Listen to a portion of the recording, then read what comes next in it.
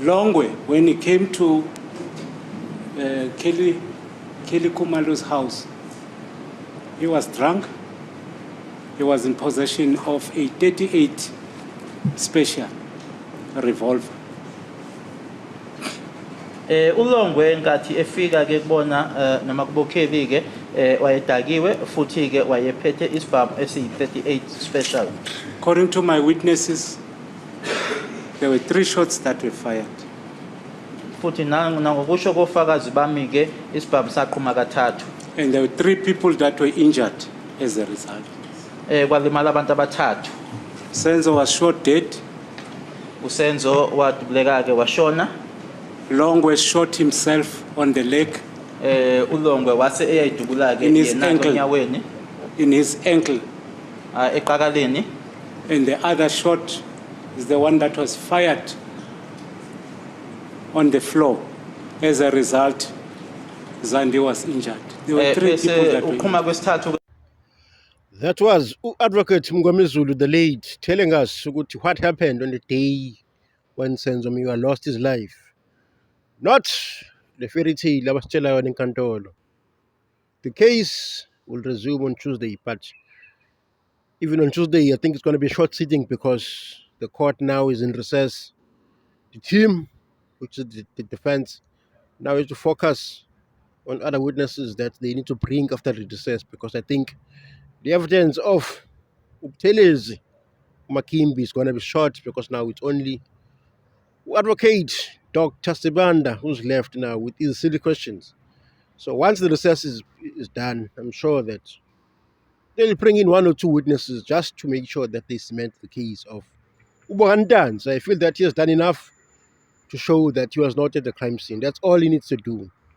The state has the burden to prove its case beyond reasonable doubt, so it's not the job of Bohandan. So now I'm hoping that Makubo comes, because he's the one that will ultimately collaborate the evidence of Ule Shaban, just to expose the state much further, so we can see how did they cook this. I hear some of you are blaming the defense for some of the delays that we've had in this case, but this last one was ultimately created by Judge Fazile Ratha, because you must remember, Tibana did not raise any issue with Ulo Ubuthelezi refusing to answer certain questions. Urata that had problems with him not answering questions. If Sibanda had any issues, he was going to tell the court and say, "My lord, this witness is hostile, please intervene." But Sibanda did not do so.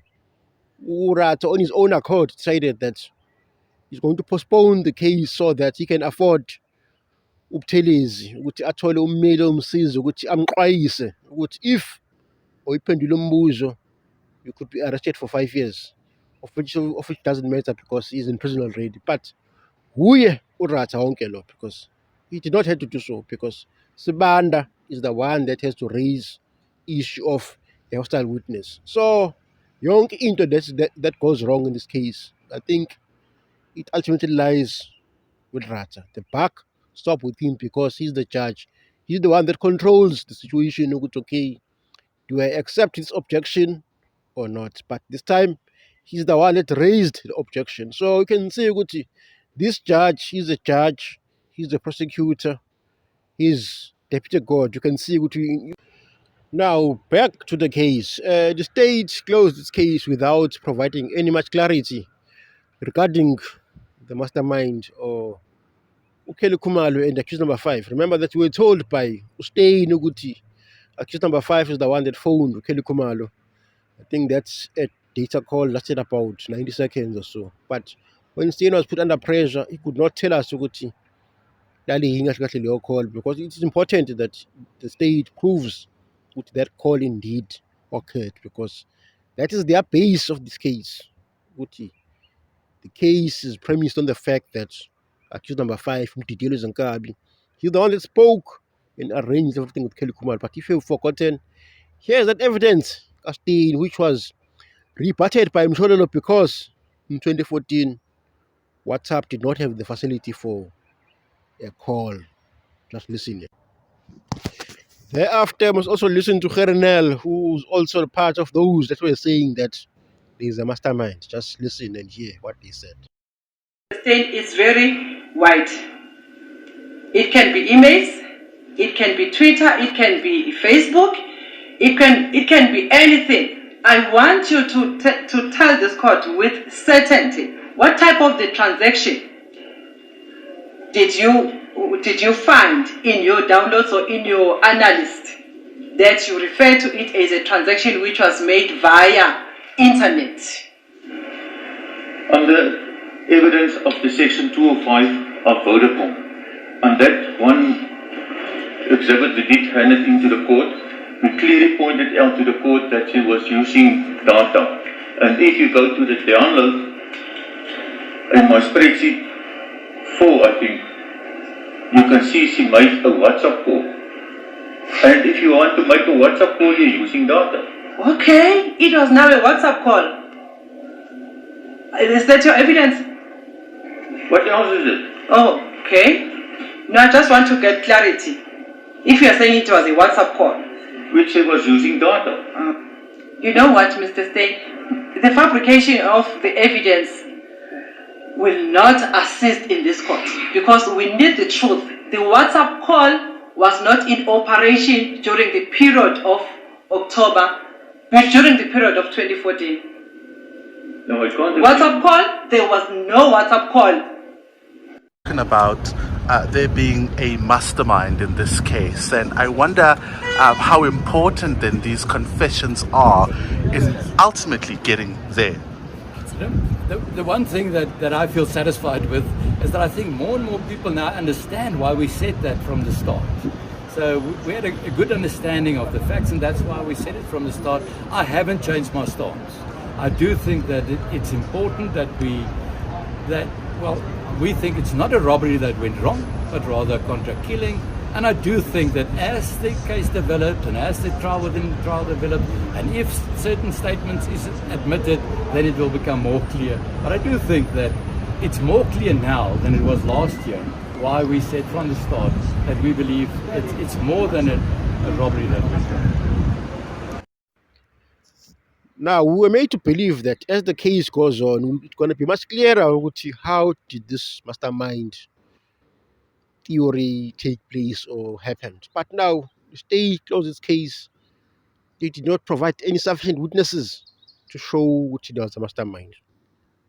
We're still waiting for someone that gave the loan to Kelly Khumalo to provide that statement. But till today, there's no such evidence in court. It clearly shows that the state cooked this case and they fooled Gernel, because Gernel was of the belief that as the time goes on, more statements will be shown by the state in court, but no statement were provided to show that there was a mastermind. It's only that section 205 that alleges that there was a call, which was a data call.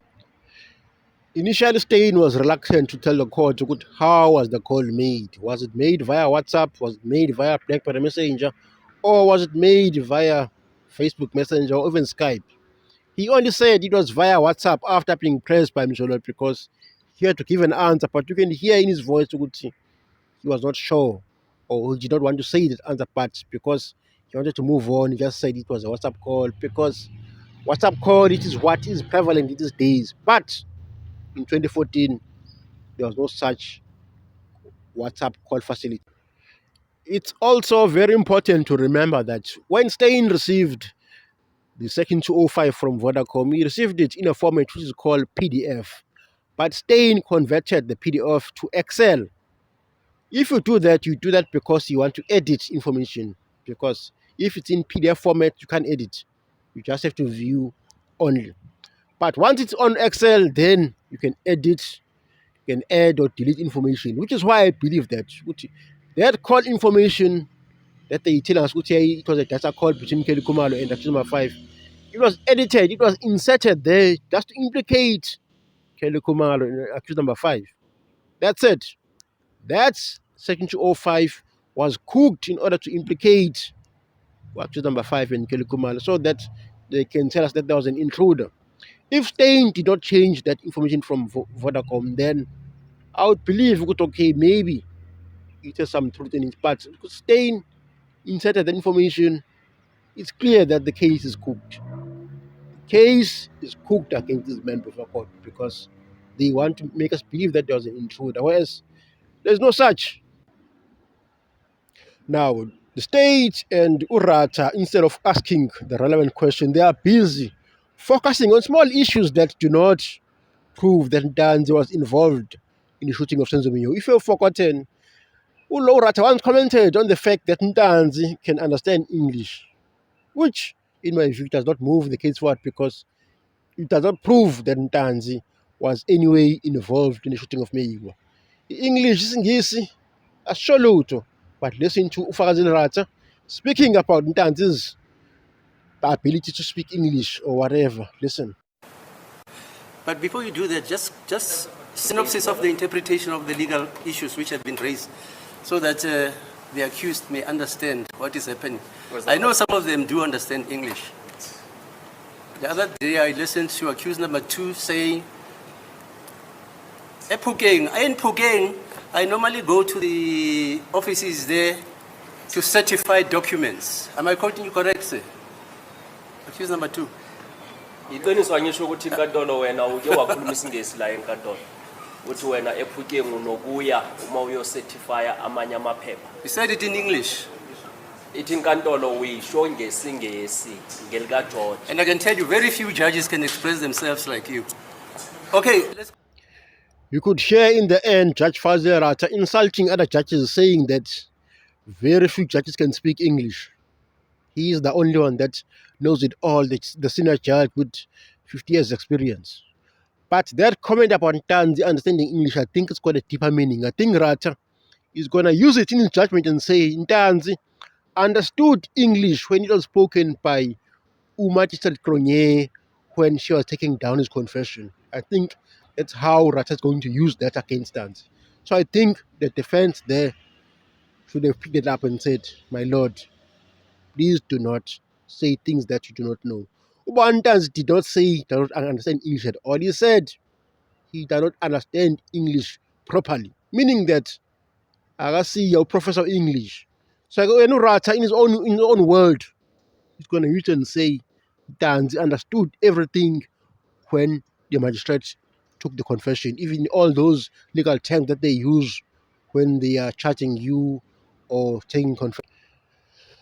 But it's irrelevant whether Urata finds them guilty because the defense will take the case to the Supreme Court of Appeal in order to reverse the decision Garata.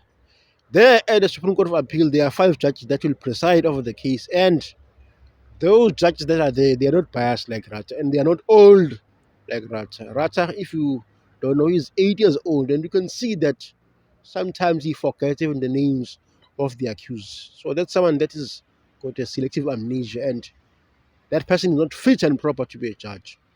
But once the case is at the Supreme Court of Appeal, judges there will see that so many things went wrong in this case. Firstly, the confessions. The judge was not supposed to accept the confessions because it was clear that Ntanzi and Sibiya were tortured. Firstly, let's move to Sibiya. Sibiya was driven all night long. He only signed the confession in the early hours of the morning. What were they doing all night long? What were they doing all night long? Clearly, they were busy torturing him, marinating him, abusing him, so that he signed. He signed the confession ultimately to save his life. That's the only reason why Sibiya signed that confession. Same with Ntanzi. So if you've got 5 judges that can review that, they can clearly say something was wrong with that confession. That confession was taken under duress. Secondly, the evidence that is before court, the witnesses are contradicting each other, which is very important in the case of the defense because that creates reasonable doubt.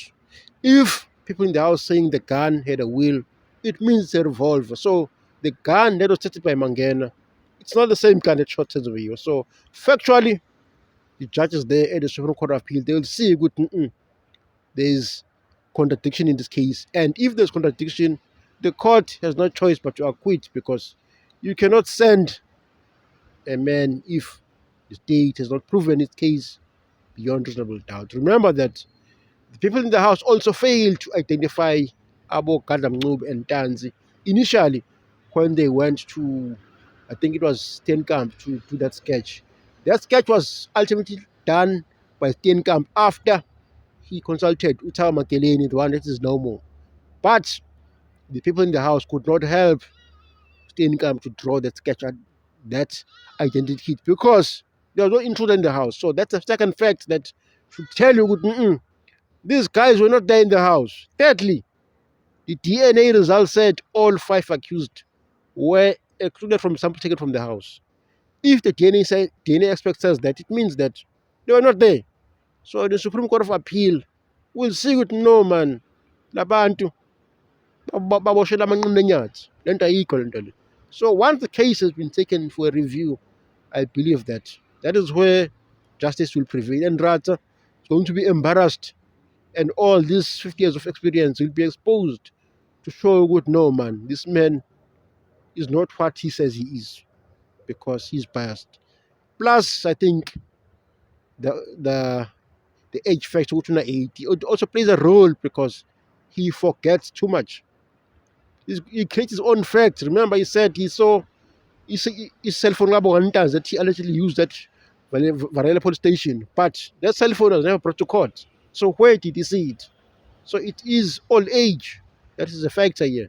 And he also said Ulona Usimpio Telis came to court and testified, whereas Usimpio Telis had already died when the case started, so he could not have testified in court. So we are born with this judge ukhona into ethi qishi ekhanda ahambi kahle, but sizobona.